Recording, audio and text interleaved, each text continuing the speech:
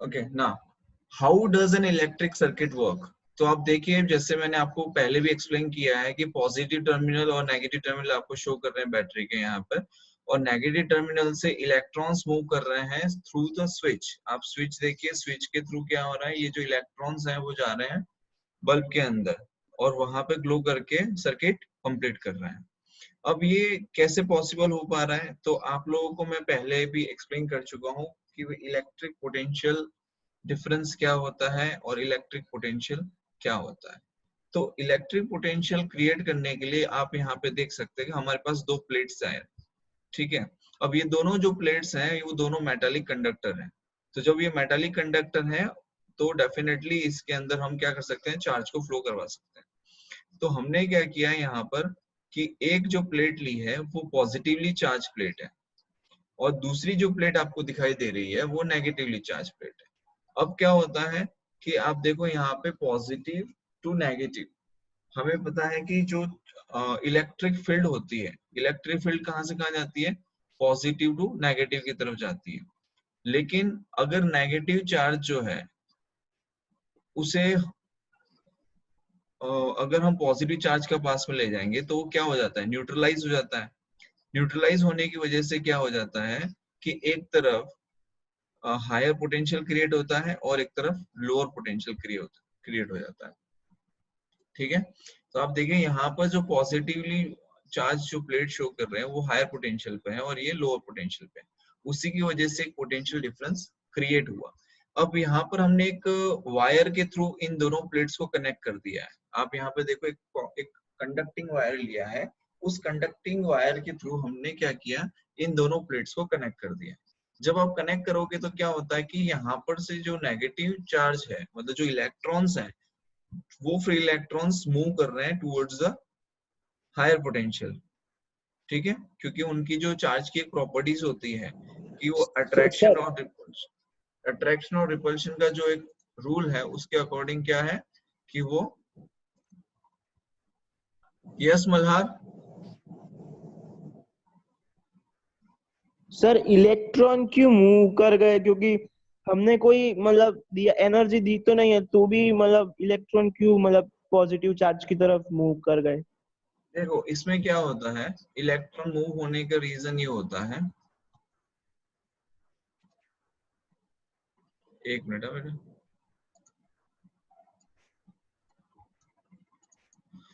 Electron move होने का reason ये होता है कि इसके अंदर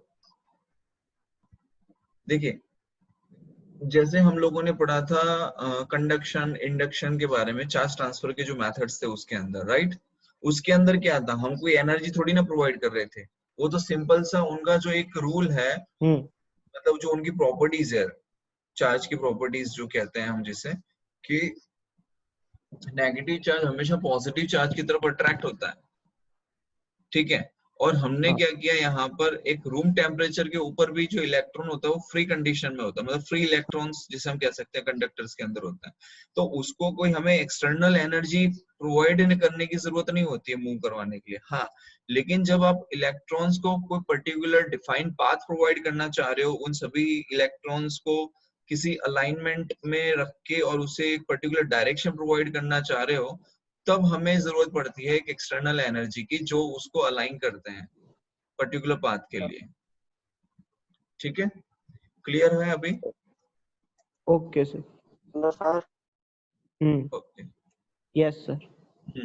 तो अभी अब आप म्यूट कर दीजिएगा, ठीक है। अब यहाँ पर देखिए, अब क्या हो रहा है कि चार्ज ट्रांसफर होते होते दोनों के पास जो चार्ज था, नेगेटिव और पॉजिटिव, वो दोनों ने बैलेंस करके सेम इलेक्ट्रिक पोटेंशियल हो गया। जब सेम इलेक्ट्रिक पोटेंशियल हो गया तो अब चार्ज ट्रांसफर होना बंद हो जाता है। तब हमें जरूरत पड़ती है किस चीज की, तो हमें जरूरत पड़ती है एक बैटरी की। अब आप यहाँ पे देखिए, बैटरी जो है वहां से क्या हो रहा है, एक मैंने जैसे कि आपने भी क्वेश्चन पूछा था, सिमिलरली यहाँ पर पॉजिटिव चार्ज, पॉजिटिव और नेगेटिव दो टर्मिनल दिखाई दे रहे हैं आपको, ठीक है। और ये क्या कर रहा है, ये हेल्प कर रहा है इस सर्किट को कंप्लीट करने में, ठीक है। अब आप यहाँ पे देखिए कि उसी सर्किट को यहाँ पे मैंने अलग फॉर्म में शो किया है, ठीक है। इलेक्ट्रॉन्स जो है वो फ्लो हो रहे हैं ठीक है, और वो एक क्लोज सर्किट था। किसी भी सर्किट को बनाने के लिए हमें 3 चीजों की जरूरत है, battery, bulb and connecting wires. ठीक है। मेक श्योर कनेक्टिंग वायर आपका कंडक्टिव होना चाहिए, और इस तरीके से जो है आपका सर्किट बनता है। अगर आप इसमें से वायर को पुल कर लो, मतलब जो कनेक्शन था उसको अगर आप खींच लोगे, मतलब जो एक पाथ बनाया हुआ था वो पाथ अगर आप कर देते हो, हटा देते हो मतलब वो वहां से वायर को, तो पाथ क्या हो जाता है, ओपन सर्किट हो जाता है। सर्किट ओपन है, अगर वायर कंप्लीटली ज्वाइंट है तो आपका सर्किट कंप्लीट है, और इस तरीके से फिलामेंट में से इलेक्ट्रॉन्स पास होते हैं, जिसकी वजह से आपको प्रॉपर्ली दिखाई देता है कि ग्लो, लाइक बल्ब ग्लो हो रहा है। ठीक है, बल्ब ग्लो होता आपको दिखाई दे जाता है वहां पर।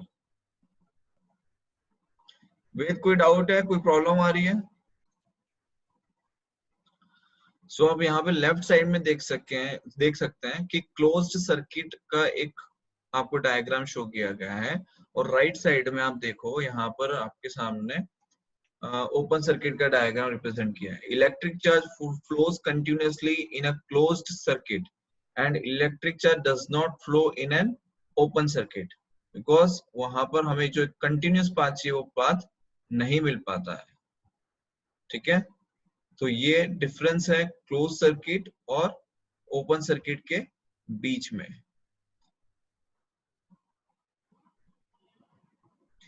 An electric circuit requires a potential difference across two ends to facilitate the flow of current.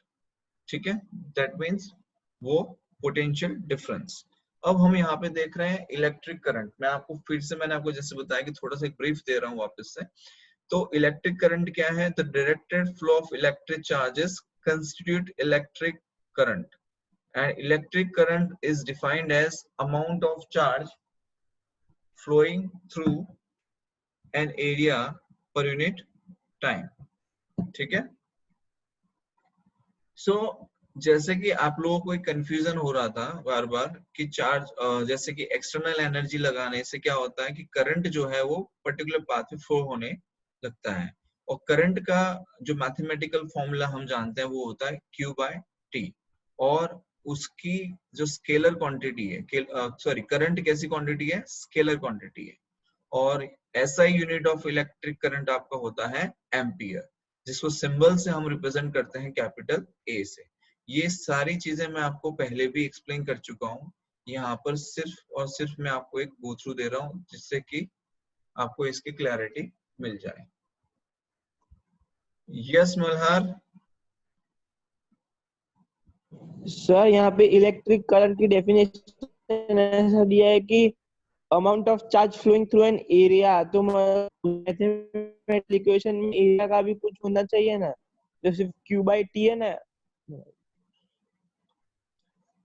Area का मतलब ऐसा नहीं है, यहाँ पर हम लोग डेफिनेशन को जो लिख रहे हैं, जस्ट अ मिनट,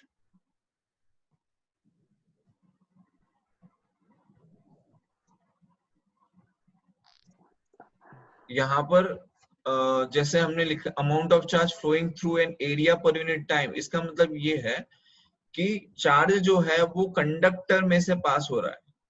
ठीक है, और कंडक्टर का क्या होगा? सर्टेन अमाउंट ऑफ एरिया होगा या वॉल्यूम होगा, उसी में से तो चार्ज पास होगा ना। तो उस मैनर में यहाँ पे हमने एरिया वर्ड यूज किया हुआ है। दूसरी चीज ये है कि जब आप रेजिस्टेंस को आगे चल के पढ़ोगे तो आपको एग्जैक्टली इसके बारे में और डिटेल में समझा पाऊंगा कि यहाँ पर एरिया वर्ड का क्या मतलब आएगा। ठीक है, जब हम रेजिस्टेंस को स्टडी करेंगे तब यहाँ पे इसमें थोड़ा सा जो वेरिएशन आता है उस चीज को आप समझ पाओगे। Clear? Okay sir. Yes rhythm? Okay sir.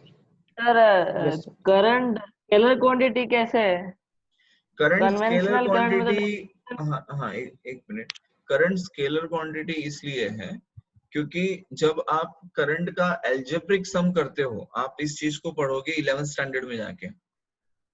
ठीक है, जब आप करंट का जो सम करते हो एल्जेब्रिकली, जब आप उसको ऐड करते हो तो summation of all the currents, मतलब किसी एक पॉइंट पर जब आप समेशन निकालते हो उसका, तो वो हमेशा 0 हो जाता है।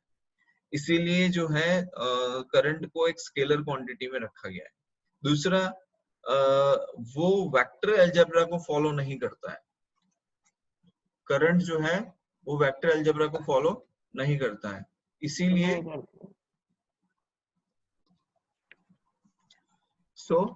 यहाँ पर हम लोग डिस्कस कर रहे थे इलेक्ट्रिक करंट के बारे में। दूसरी चीज, जैसे कि आप लोग जानते हैं उसका यूनिट के बारे में, कि उसकी जो यूनिट है वो होती है एम्पियर, और दूसरा डिफाइंड यूनिट जो, जैसे कि हम उसके फॉर्मूला पे से अगर डिफाइन करते हैं Q बाई टी, तो Q को हम रिप्रेजेंट करते हैं कूलम से, और T को रिप्रेजेंट कर T का यूनिट होता है सेकंड, तो ये हो जाता है coulomb per second.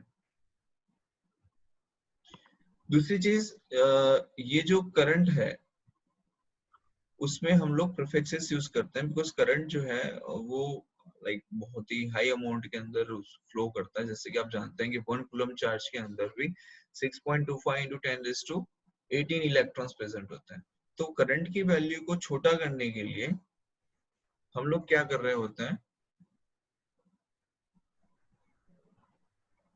Don't use notation over here on the screen. Okay, so deci, centi, milli, micro, nano, pico, femto, atto, ये जो सारे हैं इनकी सर्टेन वैल्यूज है, जैसे कि 10⁻⁻1, 10⁻⁻2, मिली होता है 10⁻3, माइक्रो होता है 10⁻6, नैनो होता है 10⁻9, और इनको सिंबल से कैसे रिप्रेजेंट किया जाता है वो आप स्क्रीन पे देख सकते हैं। ठीक है, तो जैसे कि हम देखते हैं कि 1 मिली एम्पियर या 1 माइक्रो एम्पियर, ठीक है, तो 1 मिली एम्पियर मतलब आप करंट की वैल्यू को छोटा कर रहे हो। ठीक है, तो हम 1 मिली एम्पियर का मतलब ये समझते हैं कि 10⁻³ एम्पियर, और 1 माइक्रो एम्पियर का मतलब हम लिखते हैं 10⁻6 एम्पियर। तो 1 micron means 10⁻6। Okay, because current अपने मतलब जो हम यूनिट यूज कर रहे हैं एम्पियर, वो करंट काफी बड़ा यूनिट माना जाता है। करंट के लिए जो एम्पियर यूनिट है वो काफी बड़ी है, इसलिए हम उसके साथ में प्रीफिक्सेस यूज कर रहे हैं करंट की वैल्यू को, जैसे अगर आपको छोटा करना होता है उसके लिए। ठीक है, तो आई होप कि यहाँ पर आपको ये क्लैरिटी आ गई होगी कि हम माइक्रो या मिली एम्पियर की हम जो बात कर रहे हैं वो क्यों कर रहे हैं यहाँ पे, क्योंकि करंट की हाई वैल्यू हम लोग बहुत कम यूज कर रहे होते हैं। ठीक है, तो नेक्स्ट देखते हैं, जब आप किसी इलेक्ट्रिकल सर्किट को बनाते हैं तो उस सर्किट को बनाने के लिए आपको इलेक्ट्रिक कंपोनेंट्स की जरूरत पड़ती है, तभी आपका इलेक्ट्रिक सर्किट कंप्लीट हो पाता है। ठीक है, तो अब उस कंपोनेंट्स के अंदर अगर हम देखें तो वायर का इलेक्ट्रिक सिंबल है, जैसे कि आप देख पा रहे हैं कि स्ट्रेट लाइन। ठीक है, वायर क्रॉसिंग विदाउट जॉइंट, आप वायर को अगर सीधा सीधा यहाँ पर शो करेंगे तो क्या हो जाता है कि वो माना जाता है कि ओवरलैप हो रहा है। लेकिन यहाँ पर जिस तरीके से आप देख रहे हैं कि वायर का कैसे हमने विदाउट जॉइंट शो किया है, फिर जॉइंट वायर्स को आप इस तरीके से यहाँ पर आप देख पा रहे हैं कि किस तरीके से बनाया जा रहा है। देन रेजिस्टेंस का सिंबल क्या है वो आप देखिए यहाँ पर रेजिस्टेंस के बारे में। ठीक है, तो रेजिस्टेंस का सिंबल ये यहाँ पर आप देख रहे हैं, ये रियोस्टेट जिसे वेरिएबल रेजिस्टर के नाम से भी हम जानते हैं। ये है आपका एमीटर का सिंबल, और ये है आपका वोल्ट मीटर का सिंबल। ठीक है, तो ये सारे के सारे इलेक्ट्रिक सिंबल्स हैं।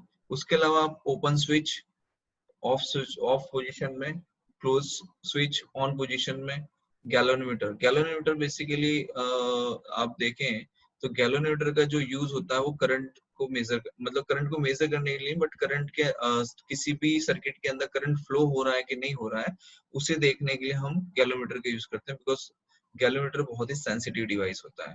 फिर अगर हम बात करें सेल की, तो सेल जो है वो यहाँ पर आप देख रहे हैं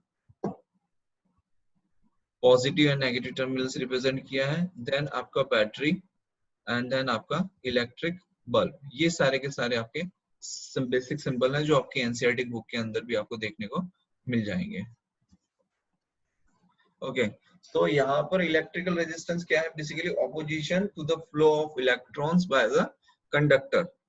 जब फ्लो हो रहा होता है इलेक्ट्रॉन, देखिए आप इस तरीके से कुछ फ्लो हो रहा होता है, और जब कंडक्टर उस फ्लो को अपोज करता है तब उसको हम कह सकते हैं कि ये रेजिस्टेंस है। अब कुछ इस तरीके से आपको देखिए low potential and higher potential जो आपको रिप्रेजेंट किया जा रहा है, तो हमें पता है कि इलेक्ट्रिक करंट जो होता है वो हमेशा हाई पोटेंशियल से लो पोटेंशियल की तरफ जा रहा होता है।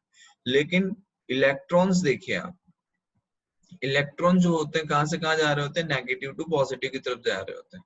और यहाँ पर एक इलेक्ट्रॉन आपको दिख रहा होगा कि जो अपनी पोजीशन में से निकल के बार बार दूसरी की ऑर्बिट में एंटर कर रहा है और वहां पे जाके क्या हो रहा है, रेजिस्टेंस प्रोवाइड कर रहा है, वो कोलाइड हो रहा है बेसिकली। ठीक है, दूसरी चीज रेजिस्टेंस का जो यूनिट होता है वो होता है ओम, और इलेक्ट्रिक करंट का यूनिट क्या होता है, एम्पियर।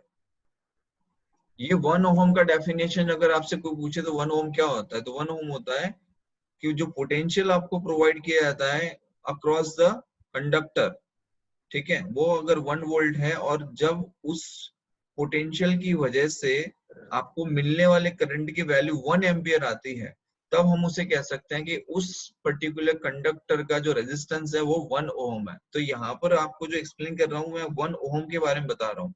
रेजिस्टेंस तो सिंपल सी एक चीज होती है कि opposition to the flow of electrons by the conductor. ठीक है,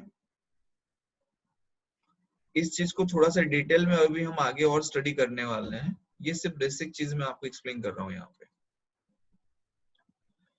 देखिए यहाँ पर जस्ट अ मिनट, हाँ ये देखिए यहाँ पर आपको दिखाई दे रहा होगा कि एक इलेक्ट्रॉन जो है इधर से उधर भाग रहा है, दिख रहा है आपको,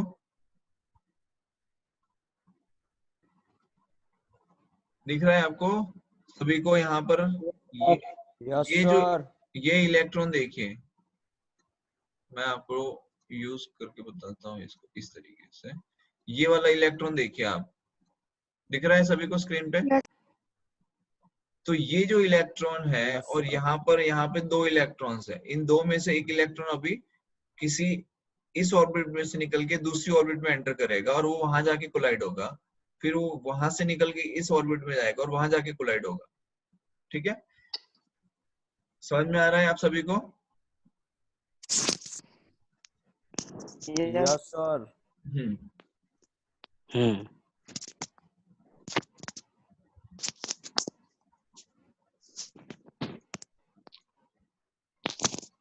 ठीक है, तो यहाँ पर देखिए रेजिस्टेंस जो है वो किस पर डिपेंड कर रही है, तो रेजिस्टेंस डिपेंड कर रही है लेंथ के ऊपर। ठीक है, तो जिसकी लेंथ ज्यादा होती है, आप यहाँ पे देखिए कि दो आपके सामने कंडक्टर रिप्रेजेंट किए हुए हैं, तो जिसका लेंथ छोटा है, मतलब ये वाला जो आपको दिखाई दे रहा है ऊपर वाला फर्स्ट केस के अंदर, उसका लेस रेजिस्टेंस है। क्यों? क्योंकि उसकी लेंथ छोटी है।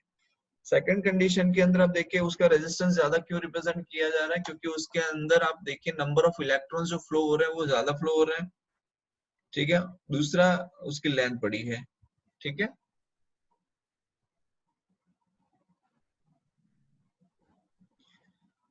तो यहाँ पर जो जिस हमारा छोटा कंडक्टर है, मतलब जिसकी लेंथ छोटी है, उसके अंदर क्या है कि जो कॉलिजन्स हो रहे हैं वो कम हो रहे होंगे, और जो बड़ा कंडक्टर है उसके अंदर कॉलिजन्स क्या हो रहे होते हैं, ज्यादा हो रहे होते हैं। दूसरी चीज, जो रेजिस्टेंस है वो inversely proportional to area area होता है। Resistance of a conductor is inversely proportional to its cross sectional area. तो एरिया जितना बड़ा हो जाता है उतना ही रेजिस्टेंस जो होता है वो क्या हो जाता है, छोटा हो जाएगा। ठीक है, एरिया अगर आपका कम है तो रेजिस्टेंस आपका ज्यादा होता है। क्लियर? दूसरा डिपेंड करता है sir material of the wire पे। यस यस सर निधन। ये जो दोनों कंडक्टर्स, ये सर जो दोनों कंडक्टर्स जो ले रहे हो आप, वो हाँ सेम कंडक्टर्स है? हाँ हाँ हाँ, उसमें कोई फर्क नहीं पड़ेगा।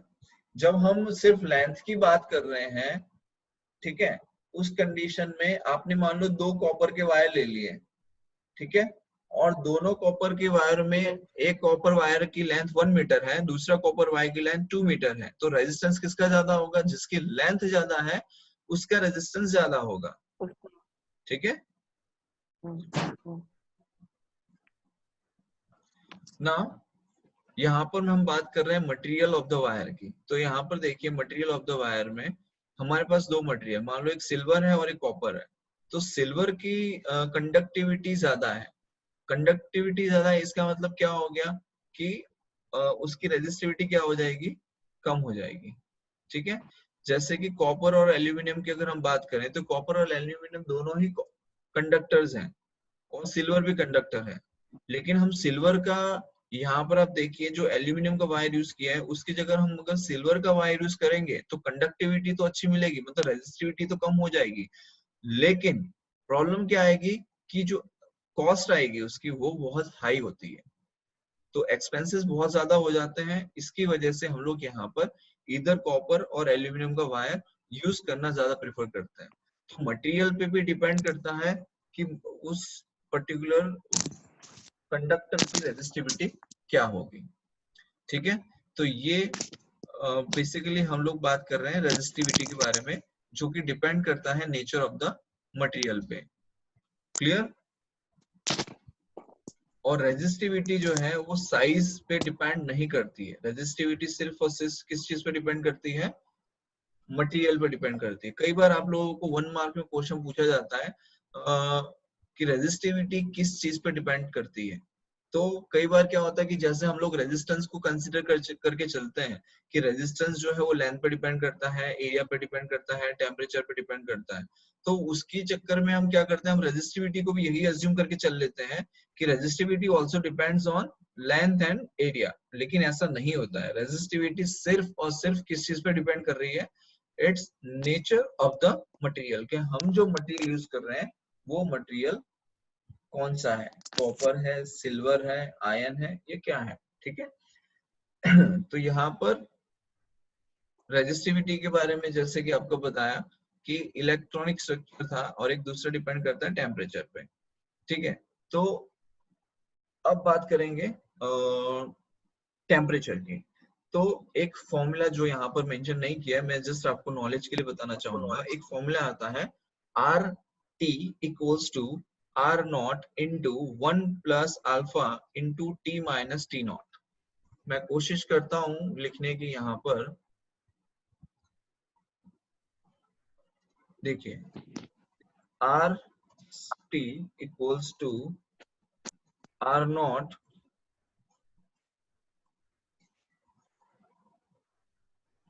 Into 1 plus alpha. अल्फा का सिंबल यूज करना पड़ेगा यहाँ पे, वो मैं यहाँ पर अभी यूज नहीं कर पाऊंगा। 1 plus alpha into T minus T not, कुछ इस तरीके से। ठीक है, इस तरीके के फॉर्मूला होता है R T equals to R naught into 1 plus alpha into T minus T naught. ठीक है, ये जस्ट मैं आपको इन्फॉर्मेशन के लिए बता रहा हूँ, आपकी नॉलेज के लिए बता रहा हूँ। क्लियर? अब यहाँ पर आप देखिए कि रेजिस्टिविटी की जैसे हम बात कर रहे थे, सॉरी रेजिस्टेंस के बारे में हम जैसे बात कर रहे थे कि resistance of a conductor is directly proportional to its temperature. तो उसका फॉर्मूला भी मैंने आपको, इसका फॉर्मूला बताया आपको अभी भी। ठीक है, दूसरी चीज ये है कि जैसे जैसे आप टेम्परेचर को रेज करते जाएंगे, ठीक है, आपको स्क्रीन पे दिख रहा होगा कि टेम्परेचर जो है वो अगर रेज हो रहा होता है तो उसकी वजह से यहाँ पर जो इलेक्ट्रॉन फ्लो हो रहे होते हैं वो उसकी जो स्पीड है वो बढ़ जाती है, और स्पीड बढ़ने की वजह से क्या होता है कि जो कॉलिजन्स हो रहे होते हैं उसकी स्पीड बढ़ जाती है। क्लियर? तो रेजिस्टेंस को अगर हम देखें तो it depends on length and depends on inversely proportional to area. और यहाँ पर आप देखो जो प्रोपोर्शनल साइन है उसको रिप्लेस किया गया है रेजिस्टिविटी, जिससे हमने रिप्रेजेंट किया है रॉ से। तो R इज इक्वल टू हो जाता है रॉ L अपॉन A, जहां पर R जो है वो आपका रेजिस्टेंस है जिसको हमने ओम से रिप्रेजेंट किया है, और रॉ जो है वो आपकी रेजिस्टिविटी है जिसे हम, जिसका यूनिट होता है ओम इंटू मीटर। अब ओम इंटू मीटर ये जो आपको दिखाई दे रहा है वो किस तरीके से आया, इसका यूनिट कोई बता सकता है? यहाँ पर आप देखो रेजिस्टिविटी का जो यूनिट आ रहा है ओम इंटू मीटर, वो कैसे आया, कोई बता पाएगा? सर Just, वो पहले है ना, उसने वो एरिया ऑफ क्रॉस सेक्शन लिया है जो भी मीटर में होगा और लेंथ ऑफ वायर वो भी मीटर में होगी, तो और बाद में वो दोनों उस साइड जाएंगे ना, तो resistance into area of cross section divide by length, ठीक है। तो तो आ यहाँ जाएगा। पर क्या हो रहा है कि जैसे कि अपने रॉ जो लिया हुआ है उसको सब्जेक्ट बनाएंगे, तो ए जो है वो आपका इस तरफ चला जाएगा आर के पास में, ठीक है। तो resistance into area upon L, ये क्या बन जाएगा, कुछ इस तरीके से बन जाएगा, मैं लिख के बताता हूँ आपको। तो R into area divide by L, ठीक है। तो उसकी वजह से क्या हो जाएगा, ओम, रेजिस्टेंस के यूनिट तो ओम, एरिया का होता है मीटर स्क्वायर और लेंथ का होता है मीटर, तो metre square divide by metre हो जाएगा, तो सिर्फ मीटर बचेगा आपके पास में। तो आपको जो यूनिट मिलेगा वो मिलेगा ओम इंटू मीटर, ठीक है। क्लियर है ये चीज कैसे आया ये?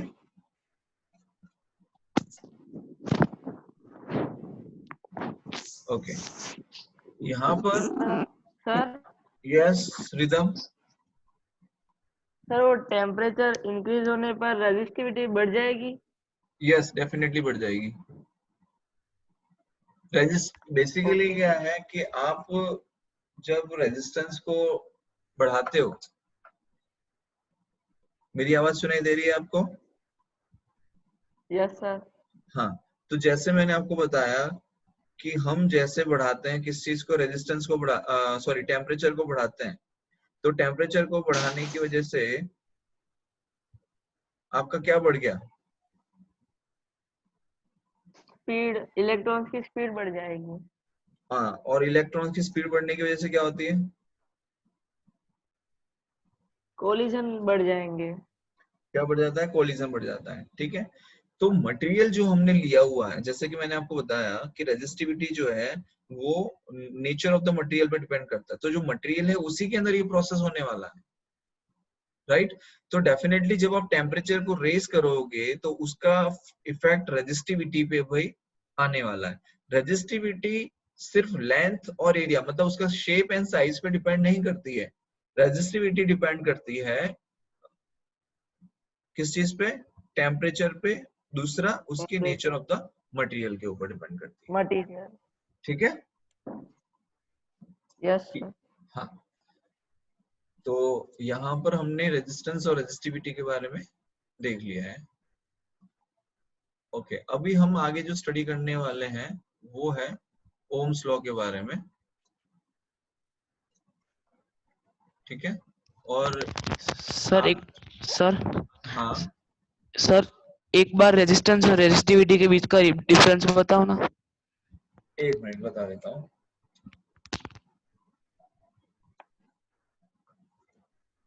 चलो ठीक है, बताता हूँ, एक मिनट। जैसे कि हम लोग जानते हैं कि रेजिस्टेंस और रेजिस्टिविटी में, रेजिस्टेंस जो है वो डिपेंड करता है किस किस फैक्टर्स पे, लेंथ पे डिपेंड करता है, एरिया पे डिपेंड करता है, टेम्परेचर पे डिपेंड यस। करता है, और रेजिस्टिविटी पे भी डिपेंड करता है, मतलब मटेरियल। रेजिस्टिविटी, हाँ मटेरियल पे।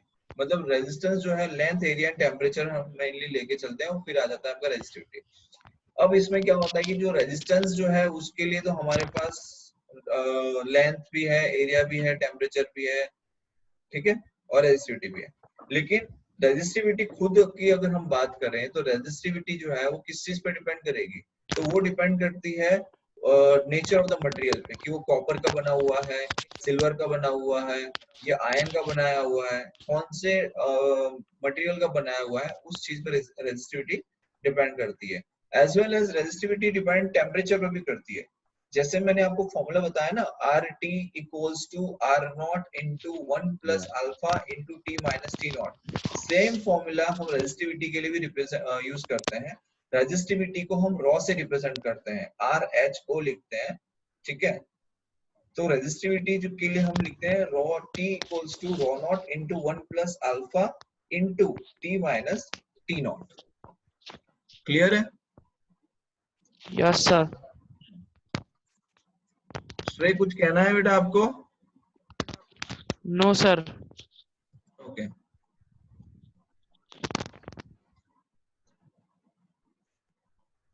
ठीक है। अब ओम नाम के साइंटिस्ट ने कुछ एक्सपेरिमेंट किए थे और एक्सपेरिमेंट करते करते उनको कुछ चीजें समझ में आने लग गई और उन्होंने उसी पे मतलब कुछ एक्सपेरिमेंट के थ्रू उनको हम कह सकते हैं कि रेजिस्टेंस के फैक्टर के बारे में पता चला कि जैसे आप वोल्ट मीटर और एमीटर आप देख पा रहे हो स्क्रीन के अंदर, तो वोल्ट मीटर का काम क्या होता है, पोटेंशियल डिफरेंस को मेजर करना होता है, और एमीटर का काम क्या होता है, तो एमीटर का काम होता है करंट को मेजर करना, राइट। ठीक है, तो जब वो एक्सपेरिमेंट कर रहे थे उस टाइम पर उन्होंने वोल्टेज और करंट के बीच में एक रिलेशन स्टैब्लिश किया और वहां से उन्होंने ओम्स लॉ दिया। ठीक है, तो ओम्स लॉ क्या था वो हम देखते हैं।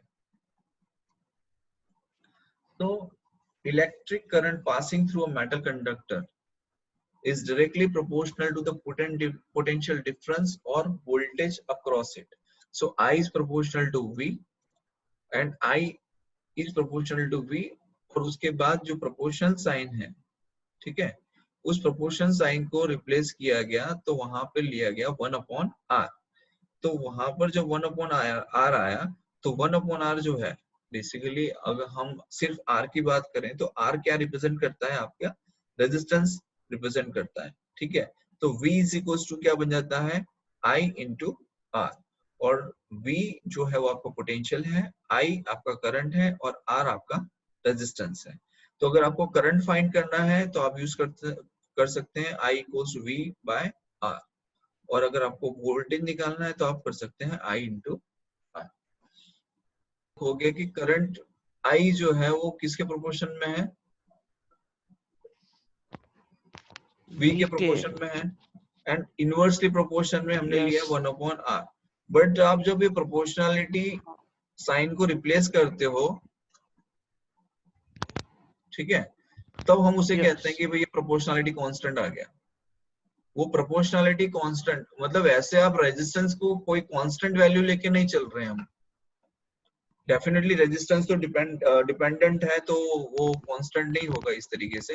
बट जब आप कोई कंडक्टर लेते हो और उस कंडक्टर को सपोज आपने एक फिक्स कंडक्टर ऑफ किया है कि भाई उसकी इतनी लेंथ है, इतना एरिया है और ये इसका नेचर ऑफ द मटेरियल है, तो उसका रेजिस्टेंस जो होता है वो क्या हो जाता है, फिक्स हो जाता है। लेकिन फिक्स कब होगा, जब उसका जो टेम्परेचर है वो भी फिक्स होना चाहिए।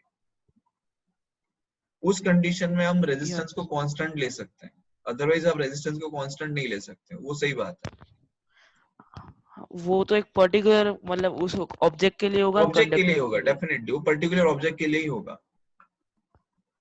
सर मतलब ये पूरा एक कंप्लीट सर्किट के लिए मतलब रूल है? नहीं, जैसे रूल जैसे कि इसमें क्या है, मतलब कि लॉ, मतलब ये पूरे कंप्लीट सर्किट होगा तभी तो ये लॉ अप्लाई हो पाएगा ना? ये लॉ आप जहां पर भी आपको वोल्टेज और करंट मिलता है और अगर आपको रेजिस्टेंस निकालना है, ठीक है, तो आप उसको V और I की हेल्प से रेजिस्टेंस निकाल सकते हो। दूसरा तरीका ये होता है कि आपको जैसे बताया कि ये डिपेंड करता है लेंथ, एरिया और टेम्परेचर पे भी, तो वहां से भी आप R equals rho L upon A से भी निकाल सकते हो।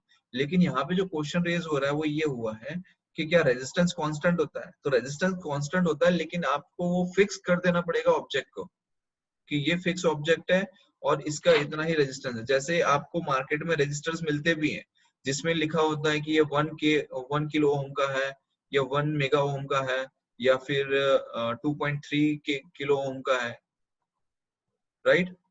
तो वो जो फिक्स्ड रेजिस्टर्स होते हैं, इसीलिए यहाँ पर आपने वर्ड सुना होगा एक वेरिएबल रेजिस्टर, सिंबल भी मैंने आपको बताया था, वेरिएबल रेजिस्टर्स एंड रेजिस्टर।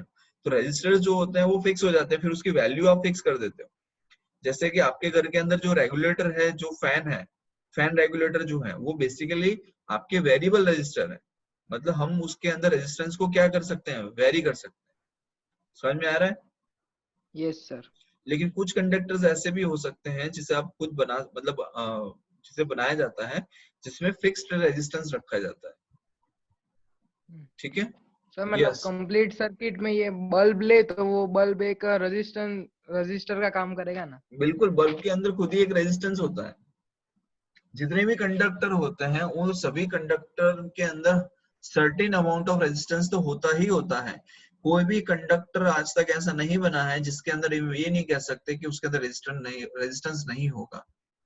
जो सुपर कंडक्टर्स होते हैं उसके अंदर भी रेजिस्टेंस होता है, लेकिन बहुत ही नेग्लिजिबल अमाउंट में होता है। ठीक है। Yes sir. आगे और किसी को कोई डाउट है इसमें? चलिए आगे बढ़ते हैं।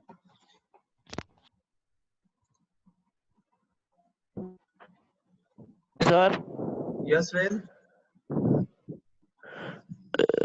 सर वोल्टेज होता है वो पोटेंशियल डिफरेंस को मतलब रिप्रेजेंट करता है। सॉरी,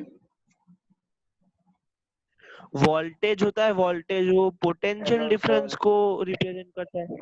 नहीं, यहाँ पर वोल्टेज जो है वो पोटेंशियल डिफरेंस को रिप्रेजेंट नहीं कर रहा है। पोटेंशियल डिफरेंस का यूनिट वोल्ट्स होता है और उसी को हम तो वोल्टेज सर कहते वोल्टेज हैं। किसके लिए होता है? वोल्टेज हम लोग अपनी रेगुलर टर्म एक यूज कर रहे हैं। सर ये वोल्टेज ओम्स लॉ में V इक्वल्स टू IR है, तो उसमें V क्या रिप्रेजेंट कर रहा है? V पोटेंशियल डिफरेंस होता है बेटा, और उसी को वोल्टेज भी कहते हैं। बट टेक्निकल लेवल की जब आप लैंग्वेज यूज करते हो तब उसको पोटेंशियल डिफरेंस कहा जाता है। हम लोग भी नॉर्मल रूटीन लाइफ में वोल्टेज ही बोलते हैं उस चीज को। हाँ वो सेम चीज है, उसमें कोई फर्क नहीं है। लेकिन जब आप ठीक है सर। टेक्निकल लेवल पे बात करते हो उस टाइम पर आपको थोड़ा सा इस चीज का ध्यान रखना होता है। Okay sir. ठीक है। Yes sir. Okay, I think क्या 3 बजने वाले हैं क्या? 3 मिनट की देर है सर। ठीक है ठीक है ठीक है, चलिए आगे बढ़ते हैं।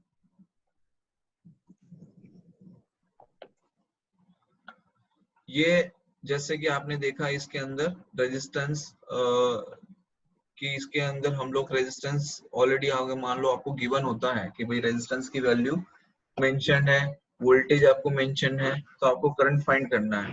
ठीक है, तो आप वो कैसे करोगे? तो आप देखो यहाँ पर कि वोल्टेज जो है उसकी वैल्यू आपको 12 वोल्ट दी गई है, रेजिस्टेंस आपको 3 ओम गिवन है, तो आपको करंट निकालना है, तो आप करंट को इजीली निकाल सकते हो। जैसे कि हम सभी जानते हैं कि करंट का जो फॉर्मूला है वो क्या होता है, V अपॉन R होता है। जब आपको V और R गिवन है उस कंडीशन में I is equals to V upon R आप फॉर्मूला अप्लाई कर सकते हो। और यहाँ पर आप देखो कि V upon R formula apply करोगे तो आपके पास करंट की जो वैल्यू आएगी वो आएगी 4 एम्पियर।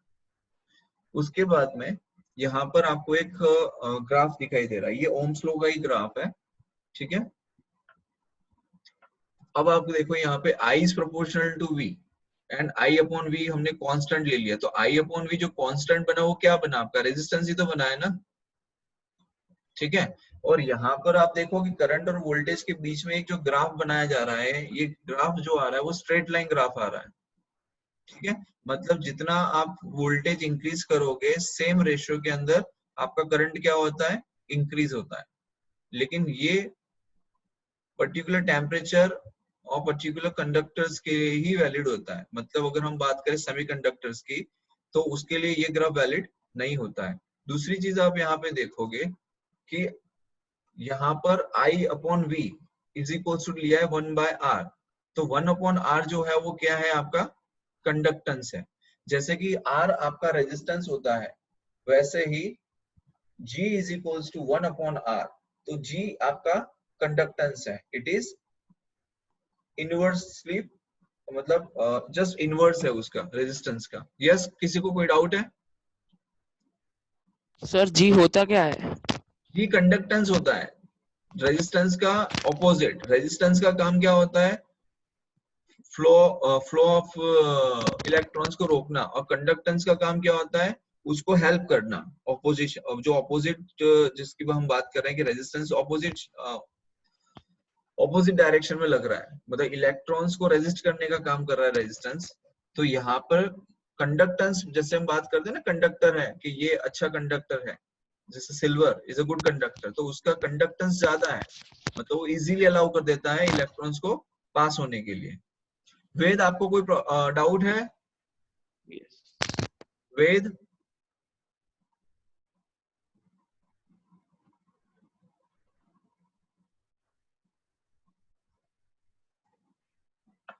ठीक है। और जैसे रेजिस्टेंस का यूनिट ओम होता है वैसे ही कंडक्टेंस का यूनिट MHO मो होता है, जस्ट उसका ऑपोजिट, ठीक है। दूसरा एक और यूनिट होता है सीमेंस, SIEMENS, ये कंडक्टेंस के यूनिट है। तो यहां से आप देखो आपका जो एक मैथमेटिकल फॉर्मूला बन के आता है that is V equals to IR, ठीक है। तो R is a constant for a given material of conductor known as resistance. जो श्रेकर डाउट था वो यहाँ पर आपको क्लियर हो गया होगा, यस सर। ठीक है। अब रेजिस्टेंस को यस जैसे कि मैंने आपको बताया कि ग्राफ पे से आप समझ लेंगे तो आपको क्लियर ही समझ में आएगा कि रेजिस्ट यहाँ पर जो स्लोप मिल रहा है आपको, ठीक है। तो स्लोप निकाल, यस भव्या कोई डाउट है? No sir. ओके वेद कोई डाउट है आपको?